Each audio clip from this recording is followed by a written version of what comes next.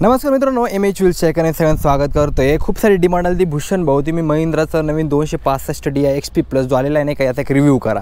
तर आज फक्त तुमच्यासाठी मित्रांनो आज आपण या ट्रॅक्टरचं पूर्ण डिटेल इन्फॉर्मेशन बघणार आहे। याच्यामध्ये कोणकोणते नवे फीचर्स आहे, त्याच्यानंतरून मशीनमध्ये काय ॲडव्हान्स केलेले प्लस इंजिन वगैरे पॉवर स्टीअरिंग वगैरे आहे का नाही, या सर्व गोष्टी मी तुम्हाला आजच्या व्हिडिओमध्ये सांगणार आहे। तर मित्रांनो चॅनलला जे आहे तुम्ही खालचं लाल रंगाचं बटन सबस्क्राइब करते, व्हिडिओ लाईक करायचं। चला सुरुवात करूया एका नवीन व्हिडिओला।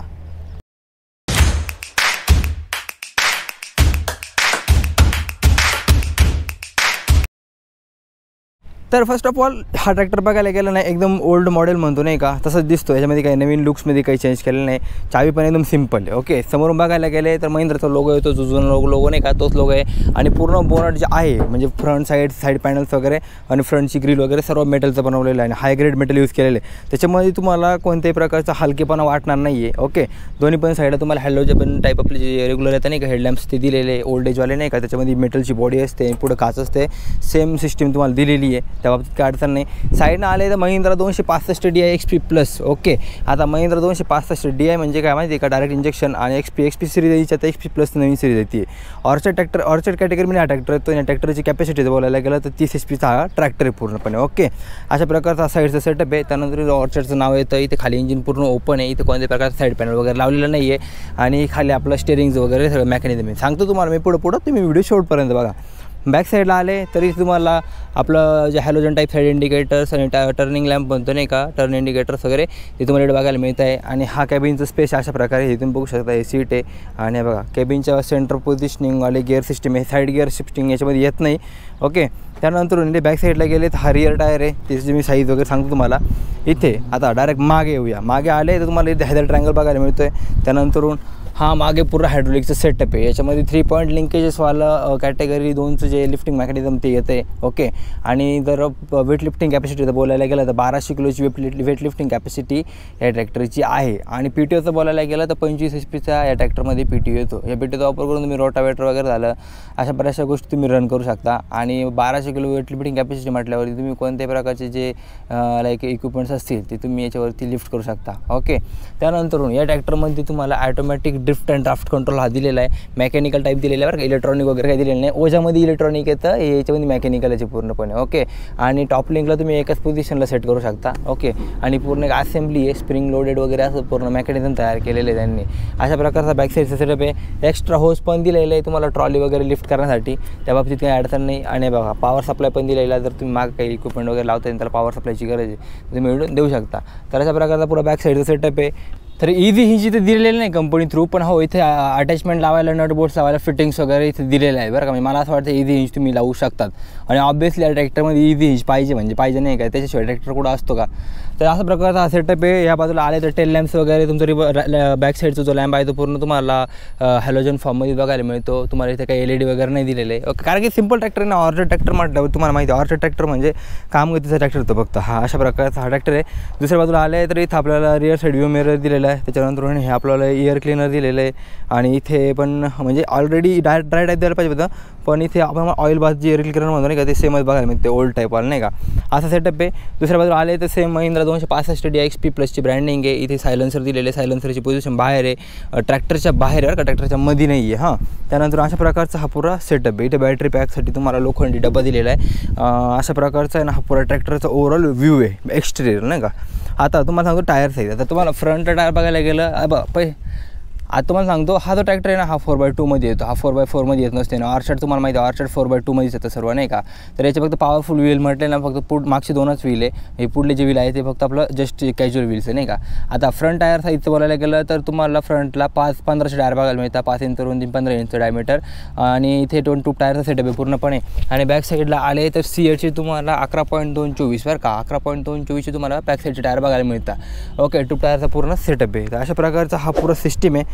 आणि पॉवर स्टेअरिंगचं बोलायला गेलं तर याच्यामध्ये 2 ऑप्शन आहेत। एक तर तुम्हाला पॉवर स्टेअरिंगचा पण ऑप्शन दिलेला आहे कंपनीने, आणि तुम्हाला एक मॅन्युअल स्टेअरिंगचं पण ऑप्शन दिलेलं आहे। पॉवर स्टेअरिंगमध्ये बोलायला गेलं तर तुम्हाला ड्युअल टाईप नाही का, balance type power steering mechanism ते तुम्हाला याच्यामध्ये दिलेलं आहे। त्याच्यामध्ये पॉवर स्टेअरिंगचा जो इफेक्ट आहे तो पण तुमचा खूपच चांगला असणार आहे, त्या बाबतीत कोणत्याही प्रकारची शंका नाही। ओके, आता हा ट्रॅक्टरचं आपण एक्सटेरियर बघितलं, पॉवर स्टेरिंग बघितलेली आहे.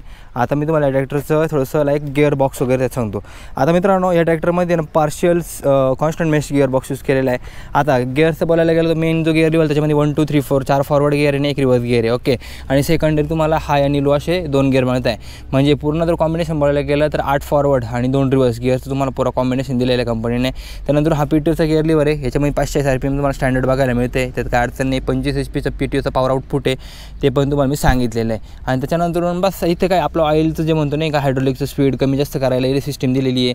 अशा प्रकारचे छोटे मोठे जे रेग्युलर आहे ते दिलेले आहे. डिफरन्शियल लॉक या ट्रॅक्टरमध्ये काही येत नसतं, कारण की ऑफकोर्स 4x2 आहे, 2 व्हीलर. डिफरन्शियल लॉकची काही गरज नाही आहे, ते ब्रेकवरतीच काम होऊन जातं. याच्यामध्ये आपल्याला ऑइल इमर ब्रेकिंग सिस्टीम बघायला मिळते. 2 इंडिपेंडंट ब्रेक दिलेले आहे आणि सिंगल प्लेट डायफ्राम क्लच इथे यूज केलेला आहे. तो पण चांगला पॉवर तुम्हाला ट्रान्समिट करून देतो.